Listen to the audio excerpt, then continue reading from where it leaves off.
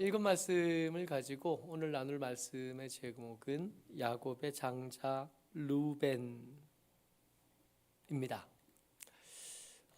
우리가 흔히 요셉 이야기를 하면서 그에게 별명을 지어 붙이지요. 꿈꾸는 자 그럽니다. 세겜에서 양을 치던 이 요셉의 형들이 멀리서 이렇게 요셉이 오는 걸 이렇게 봐요. 아직 멀리 있죠. 아직 멀리 있지만 이 형들은 요셉을 알아보는데 전혀 문제가 없습니다. 입은 옷이 다르거든요. 그는 채색 옷 입고 다니잖아요. 아버지가 형제들이 12이나 되는데 그 12 중에 유독 하나 라헬이 낳은 아들 요셉에게만 해준 옷, 채색 옷. 멀리서 요셉이 오는 것을 이렇게 봅니다. 그래서 형들이 그 요셉을 보고 한 말이에요. 꿈꾸는 자가 오는도다. 요셉을 떠올리면 책 제목으로도 떠오르고 노래 제목으로도 떠오르고 여러모로 익숙한 말씀입니다. 근데 그 말씀이 형들이 요셉을 향해서 한 그 말이 결코 반갑다거나 요셉이 품은 하나님께서 주신 비전, 그 비전에 감동한 것, 그 비전에 동의한 것, 뭐 그런 거 아니었던 겁니다. 같이 읽어볼까요? 18절, 19절 말씀입니다. 같이요. 시작. 요셉이 그들이 가까이 오기 전에 그들이 요셉을 멀리서 보고 죽이기를 꾀하여 서로 이르되 꿈꾸는 자가 오는도다. 죽이겠다는 겁니다.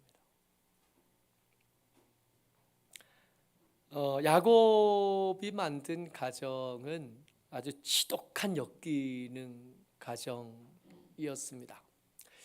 야곱이 만든 가정도 그랬고 사실은 야곱을 왜 그렇게 아이들을 키웠을까? 안쓰러운 거예요. 그가 그런 가정에서 컸습니다.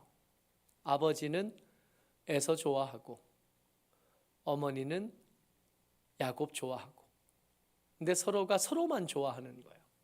그럴 수 있지 않아요?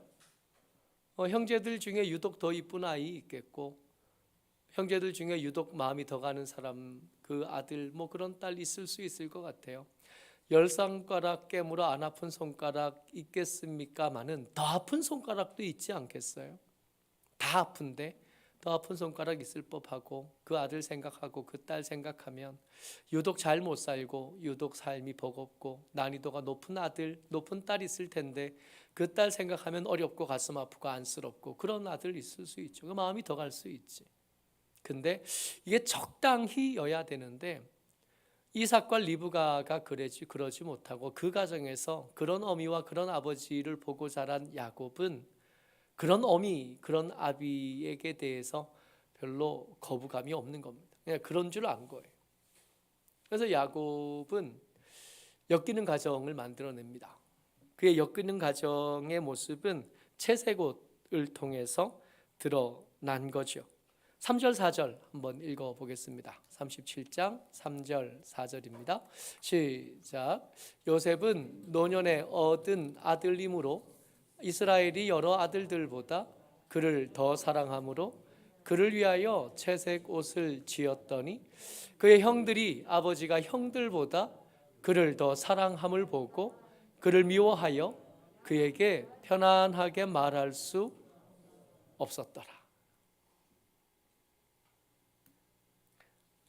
야곱이 가난한 사람이 아니잖아요. 우리 같은 사람 아니잖아요. 우리는 해주고 싶어도 우리 가진 것이 좀 모자라서 다 해주지 못한 그런 슬픔들, 그런 아픔들이 있지요. 그러다 보니 큰아들에게 아무래도 힘이 좀 더 갈 수밖에 없고 큰딸에게 아무래도 힘이 좀 더 갈 수밖에 없고 좀 더 힘 있는 아들에게 부담이 좀 더 지워질 수밖에 없고 좀 더 힘 있는 딸에게 더 무거운 짐이 지워질 만도 하거든요. 근데 야곱은 우리 같지 않잖아요. 야곱 부자거든요. 그의 부유함이 어마어마하거든요. 그냥 좀 부자다 하는 것으로는 그의 부유함을 다 표현하지 못할 만큼 부자입니다. 그런데 그런 부자 야곱이 유독 아들 하나, 그것도 표신하게 요셉에게만 채색 옷 해줬다는 겁니다. 근데 그걸 이렇게 보면서 형들이 눈치챈 거예요. 아버지가 요셉을 더 사랑하는 줄을 안 거예요.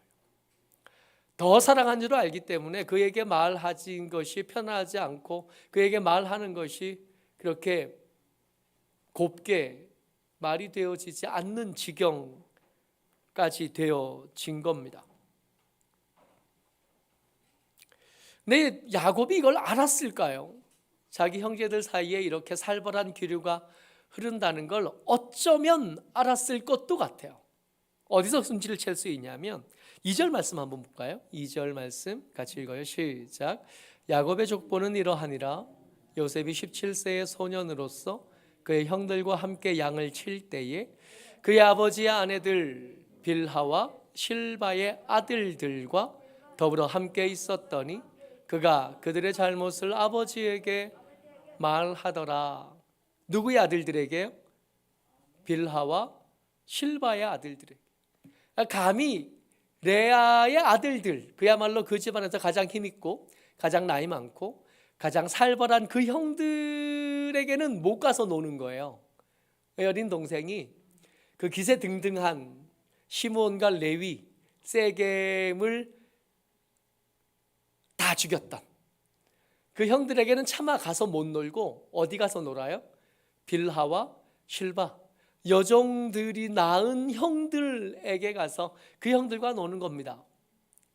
상대적으로 힘이 좀 덜하고 상대적으로 주목 좀 덜 받고 상대적으로 좀 약한 자들, 그 형들 가운데 이렇게 끼어 있다가 그 형들이 이렇게 잘못하는 것 보면 양치는 사람들이니까 양 한 마리 잡아먹을 수 있고 뭐 그럴 텐데 그 큰 재산에 양 한 마리 잡아먹었다고 그렇게 뭐 큰일도 아닐 텐데 그거 쪼르르 달려가서 아버지에게 일러주는 아들이었던 거예요.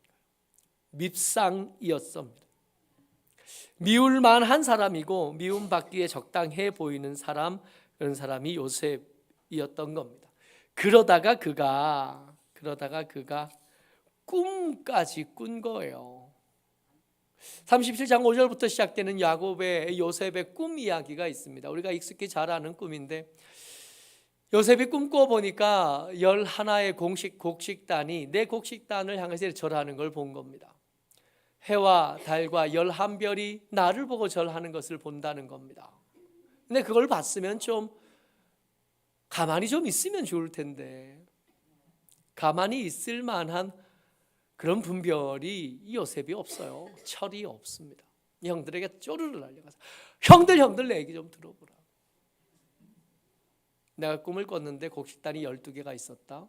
그 12개의 곡식단이 있는데 형들의 곡식단이 내 곡식단 보고 절하더라. 형들이 안 그래도 얘가 미워 죽겠는데 채색 옷 입고 나와서 그렇게 말을 하니까 뭐 그리 예뻐 보이겠습니까?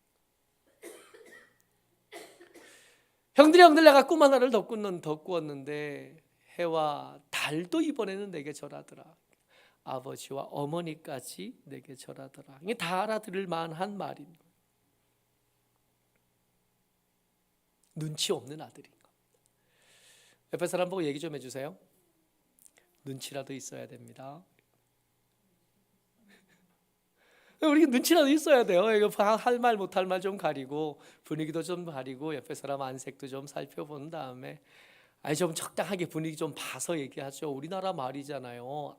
다르고 다른 우리나라 말. 이 말 어떻게 하느냐에 따라 사람의 마음을 들어놓기도 하고 내려놓기도 하고 닫게도 하고 열게도 하는 게 그런 게 말인데 이 요셉이 그걸 몰라요.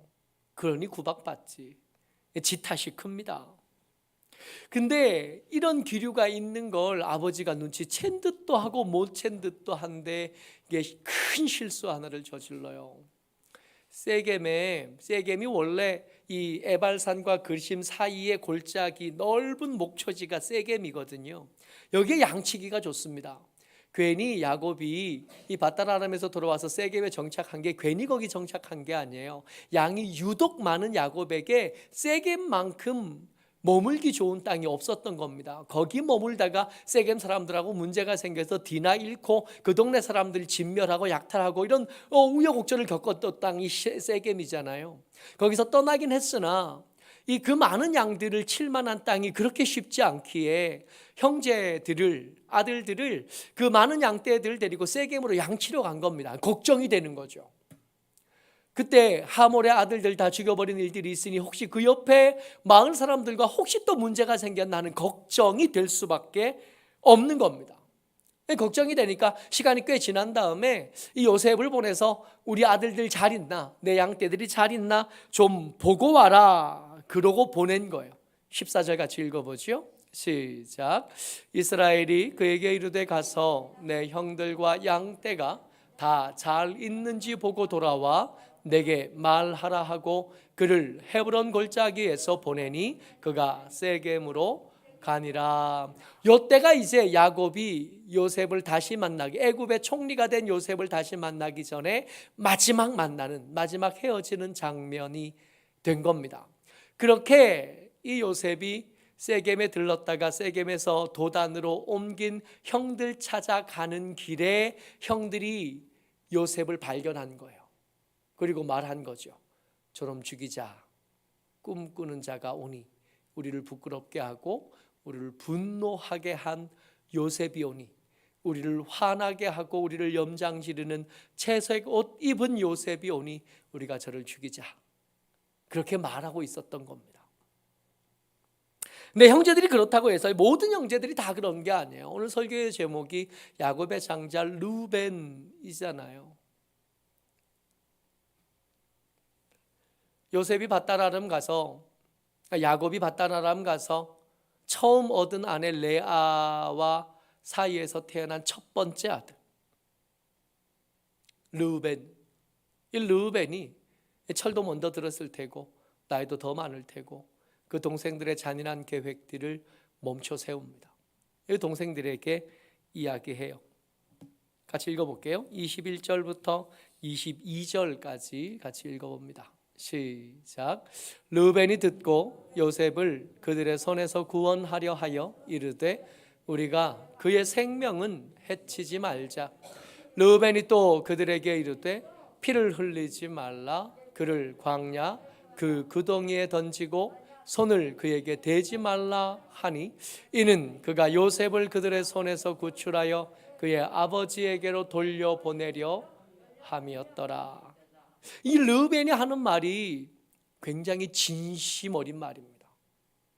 그가 심지가 반듯하고요, 그의 마음이 따뜻하고요, 그 형제들 사이에서 한 마을을 몰살시킬 수 있는 시므온과 레위에 비해서 마음이 따뜻한 사람이에요. 이게 진짜 그렇게 생각하는 겁니다. 형제를 죽이는 것은 옳지 않다. 피 흘리지 말자. 구덩이에 던지자. 여기서 구덩이는요, 앞으로 계속 나올 텐데 이 구덩이는 광야에서 물을 가둬두기 위해서 일부러 만들어 놓은 웅덩이입니다. 그냥 어쩌다가 웅덩이가 생긴 그런 거 아니고요.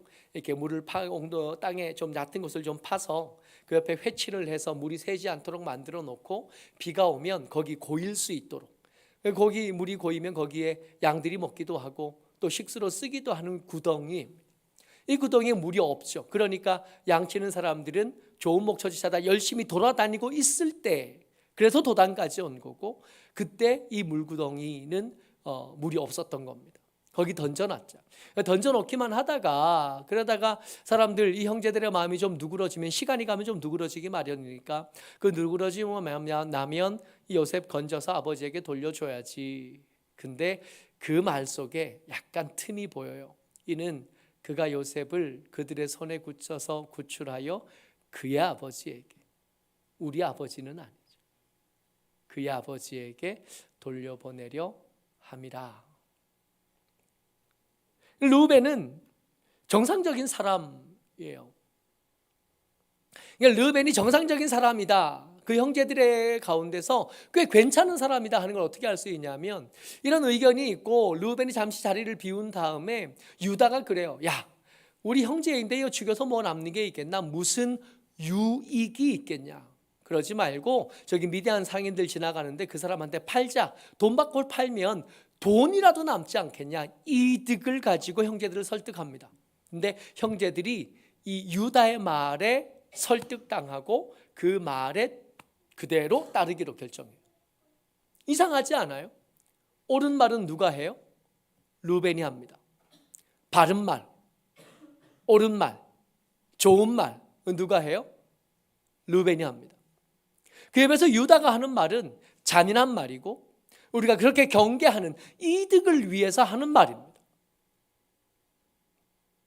근데 사람들은 누구 말 들어요?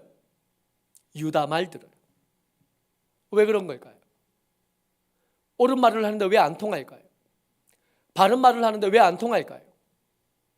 세상에 가끔씩 옳은 말 하는 사람들이 등장하긴 합니다만은 그 옳은 말 하는 사람들의 말이 왜 세상을 흔들지 못하고 세상을 움직이지 못하고 흐름을 바꾸지 못할까요? 교회가 몸부림쳐서 옳은 말을 할 때가 왕왕 있습니다.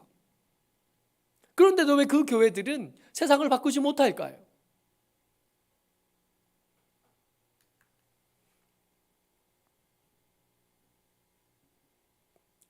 (35장 22절) 말씀입니다. 르우벤이 왜 형제들의 마음을 바꾸지 못하는지, 르우벤이 말은 옳지만 왜 형제들에게 영향력을 행사하지 못하는지. 35장 22절이요. 같이 읽어요. 시작. 이스라엘이 그 땅에 거주할 때에 르우벤이 가서 그 아버지의 첩 빌하와 동침하매 이스라엘이 이를 들었더라. 그가 경건하지 않습니다. 그가 말은 잘 하는데 그의 말한 대로 살지 않습니다. 그가 마음속에 지혜도 있고 정의로운 것도 있고 반듯한 것도 있어요. 근데 그 정의로운 것, 반듯한 것, 지혜로운 것이 말로는 되지만 걸음으로는 사라지지 않습니다. 그랬더니 그의 말이 능력이 없고 그의 말이 힘이 없습니다. 누가 더 옳은 말을 하는가 이런 거 별로 의미 없죠. 옳은 말은 누구라도 할 수 있습니다. 바른 말은 누구라도 할 수 있습니다. 그러나 그렇게 말한다고 세상이 바뀌진 않아요. 그렇게 살지 않는 사람들의 말은 그저 울리는 꽹과리 일따름입니다. 말 많이 하는 사람들에게 이 르우벤은 굉장히 큰 딜레마 같은 거예요. 목사에게, 설교자에게, 그리고 교회에게 르우벤은 굉장히 부끄러운 초상화입니다. 디모데후서에서 하나님의 사람 디모데에게 부탁하신 사도 바울, 우리 주 예수 그리스도의 말씀이 있습니다. 디모데후서 2장 20절, 21절 같이 읽어요. 시작. 큰 집에는 금그릇과 은그릇뿐 아니라 나무그릇과 질그릇도 있어 귀하게 쓰는 것도 있고 천하게 쓰는 것도 있나니 그러므로 누구든지 이런 것에서 자기를 깨끗하게 하면 귀히 쓰는 그릇이 되어. 금그릇도 있고 은그릇도 있고 질그릇도 있고 나무그릇도 있는데 결국 쓰임받는 그릇은 어떤 그릇이라고요? 깨끗한 그릇. 그러니까 우리가 더 많은 재능을 구하고 더 많은 능력을 구하는 건 시대하고 잘 안 맞는 것 같아요. 우리가 살아가는 시대. 우리가 얼마나 큰 힘을 가질 거냐, 우리가 얼마나 큰 재정을 가질 거냐, 우리가 얼마나 큰 세력을 가질 거냐, 이것들로 혹은 금그릇, 혹은 은그릇, 혹은 질그릇, 혹은 나무그릇 나눌 수 있을 텐데 그런 거하고 상관없을 거라고요. 누가 쓰임받을 거라고요? 깨끗한 그릇이 쓰임받을 거예요. 금그릇이어도 안 깨끗하면 안 쓰는, 은그릇이어도 깨끗하지 않으면 쓸모 없어지는, 나무그릇이지만 깨끗하다면 얼마든지 귀하게 중요하게 쓰일 수 있다는 것. 우리가 구해야 될 건 하나님 우리에게 더 큰 재능을 주십시오, 우리에게 더 큰 힘과 더 큰 영향력을 주십시오가 아니라 하나님 어떻게 하면 내가 깨끗해질 수 있습니까? 하나님 어떻게 하면 내가 더 반듯해질 수 있습니까? 깨끗해야 쓴다 그러시니까. 우리가 준비된다 할 때 이런저런 자격증을 구하고 이런저런 스펙을 구하는 것 반드시 해야 될 일이기도 하겠습니다만은 정말 우리가 해야 될 것은 믿을 만한 사람, 저 사람에게 일을 맡겨놓고 그렇게 걱정 안 해도 되는 사람, 뭐 그런 사람 아니겠어요? 깨끗한 그런 말이에요. 며칠 전에 이 묵상 나누면서 그런 얘기를 같이 썼었어요. 초등학교 시험 문제에 그렇게 나왔답니다. 밖에서 술 취하고 인사불성이 된 사람이 큰 소리로 노래 부르고 큰 소리로 소리 지른다. 이런 걸 사자성어로 뭐라고 하냐? 아마 선생님은 아마 고성방가 뭐 이걸 쓸 거라고 기대를 하고 문제를 냈을 겁니다. 근데 초등학생 하나가 그 문제를 보고 답을 이렇게 썼대요. 아빠인가? 르우벤 이야기 들으면서 우리 이렇게 들어야 되지 않겠어요? 교회인가? 바른 말은 참 잘하는데 바른 삶을 살아가지 않는 교회. 예수쟁이들 원래 말쟁이잖아요. 말은 참 잘하는데 청산유수인데 그 말하는 것에 비해서 사는 모습은 지난 애나 똑같고 어떨 때 보면 나보다 지가 더한 것 같고 그런 세상을 우리가 살잖아요. 왜 세상이 변하지 않는가? 우리가 깨끗하지 않기 때문입니다. 우리가 경건하지 않기 때문에 세상은 우리에게서 아무것도 들으려 하지 않고 우리가 아무리 큰 소리로 얘기해도 그들의 귀에는 닿지 않고 그들의 마음에는 닿지 않는 겁니다. 모쪼록 저와 여러분들이 주의 은혜 안에서 큰 능력 말고 하나님 우리가 반듯하게 해주십시오. 우리가 좀 더 깨끗해질 수 있도록 도와주십시오. 우리의 등을 떠밀어서 깨끗해지는 곳으로 반듯해지는 곳으로 걷게 하여 주옵소서. 그렇게 기도하고 깨끗하게 되는 삶을 살아가는 저와 여러분 되시기를 주의 이름으로 축복합니다. 아멘.